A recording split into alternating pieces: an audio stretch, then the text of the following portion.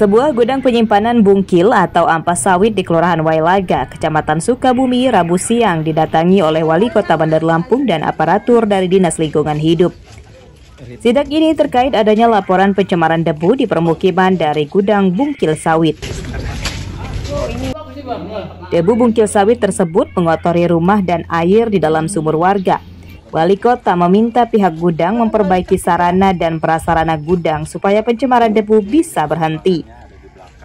Nah, ini harus kita pertimbangkan. Mungkin nanti perizinan ya. Untuk izinnya gimana? Ya, ini harus dicek lagi. Cek lagi perizinannya semuanya. Udah minta lingkungan hidup, coba nanti tolong ke lapangan. Camat juga. Ya, lurahnya mana lurahnya? Ya, tolong dilihat. Kita jangan, mohon maaf, kita hanya dikasih informasi sedikit tapi kita nggak paham. Tapi kita harus tahu keadaan di lapangan seperti apa. Nah, coba pas kita lihat belum apa-apa aja udah. Apalagi di dalam. Nah, tadi pagi kita sudah ke belakang Pak untuk sidak langsung lihat juga kondisi warga yang di sana. Yang kita temui untuk debu memang ada kita temukan debu tapi tidak sampai 1 cm yang dikeluhkan. Terus dampak kayak air gitu kita sudah cek sendiri juga. Air kayak tidak ada kontaminasi gitu. Pemkot tidak menjatuhkan sanksi kepada gudang ini karena tidak ditemukan pelanggaran berat. Pihak pengelola gudang juga telah berusaha mencegah pencemaran debu masuk ke permukiman dengan cara menutup ventilasi udara gudang. Jeffrey Arifin melaporkan dari Bandar Lampung.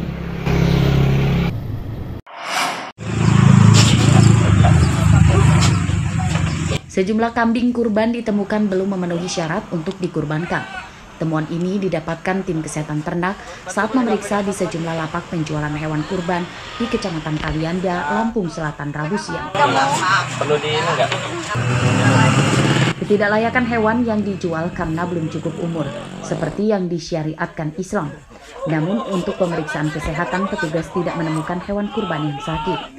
Pedagang diminta memisahkan hewan yang belum layak kurban karena masih bisa dijual selain itu untuk Hari Raya Idul Adha.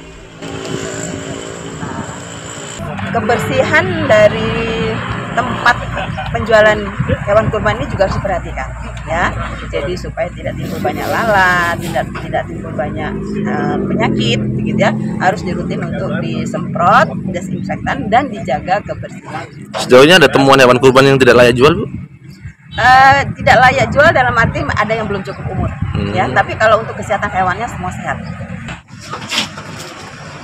Pemeriksaan hewan kurban disambut gembira para pedagang. Hasil pemeriksaan ini juga jadi modal pedagang untuk meyakinkan calon pembeli bahwa hewan yang mereka jual sehat dan layak untuk hewan kurban.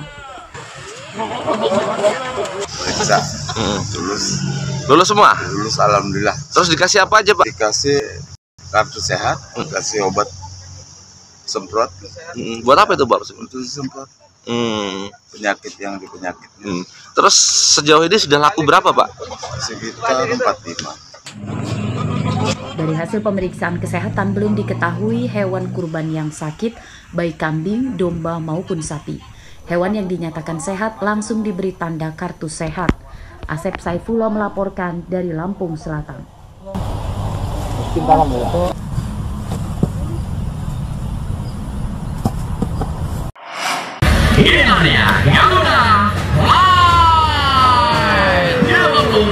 Sejumlah pesawat jet tempur milik TNI Angkatan Udara berputar-putar di langit mengincar sasaran.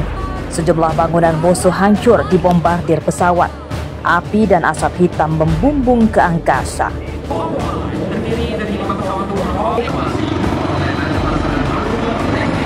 Setelah itu puluhan personil TNI AU turun dari helikopter. Setelah terjadi pertempuran, TNI bisa menguasai pusat komando musuh dan meledakkan satu pangkalan senjata musuh. Ratusan tentara juga terjun dengan parasut untuk menaklukkan musuh di darat. Beberapa sandera yang ditawan musuh berhasil dibebaskan.